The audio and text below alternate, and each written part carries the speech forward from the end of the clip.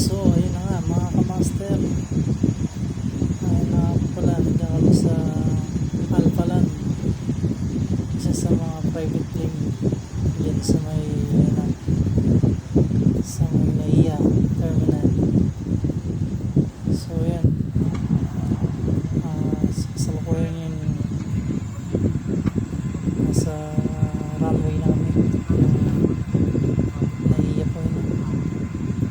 At yun nga, first time kong sumakay ng aeroplano dyan, yung naghahalo ng takot pabasa ng bigyan. Pero dahil sa kagustuhan kong matupad yung ating mga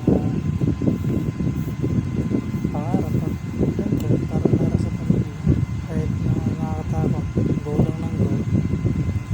So yan, ang pupuntahan nga pala namin dyan ay isang isla. Ngayon na hindi ko talaga alam na napakasikat pala na itong isla na ito. Yun, nalaman ko na lang na nakauwi na kami. So nakapunta ako yung misis ko na sikat nga daw pala yung mga iba't ibang artista na nakakarating dyan. And then yung pamasahe nga po pala dyan is 12,000 one way po, bali 24,000 balikan. So mag-install ako dyan ng aircon, 1.5 horsepower lang. So minimal lang yung makuha akong video dahil okay, mga picture na nga lang dahil napakahigpit dyan sa balisin. Bawal daw ang mga dyan, hindi tourist. So, kasi worker yung sa permit namin, worker camp dyan. Kaya hindi talaga ako nakapag-video ng maganda dyan. So mga picture lang, wala ako ng picture dahil bawal nga. Dahil workers nga lang kami. So yun, sa tabing dagat yung install ako dyan, 1.5 na carrier. Hindi ko na nga rin na-video ng install. So na-picture ko na lang yata dyan, outdoor lang. So yan, palipad na. Ayan na. So yun, nasa taas na kami, naka-take off na. Ay naku, nakakita ko pala yung mga ulap, yung mga kabahayan sa ilalim. Ganito palang pakiramdam ng nasa himpapawid.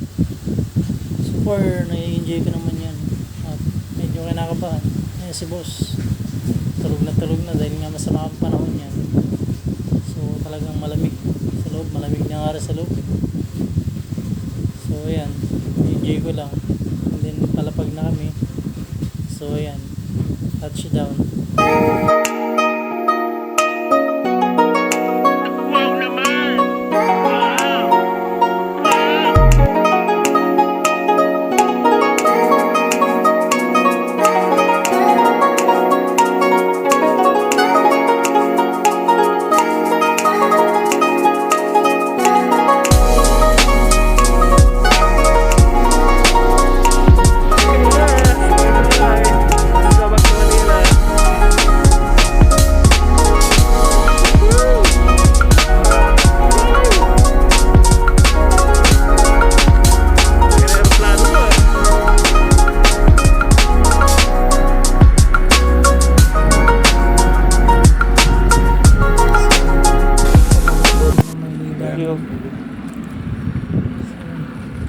Talagang alaga tayo ng Alphaland, pinapayungan pa.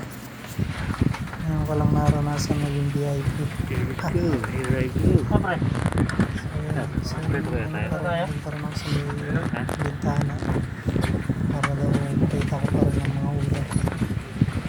Si boss tabi ko pa rin, bali 13 pa rin natin dyan yung kasama yung laban ko. Tabi na lang tayo dyan. Alit pa rin yung airplane na sakya namin dyan. Bakit natin mga ulit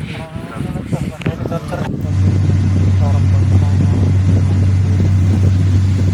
So yan, masakit pa po yun. Ayan si boss, kayang laging masarap ang tulog niya. Kaya sa lang naka-issue dyan. Kaya may issue na lang.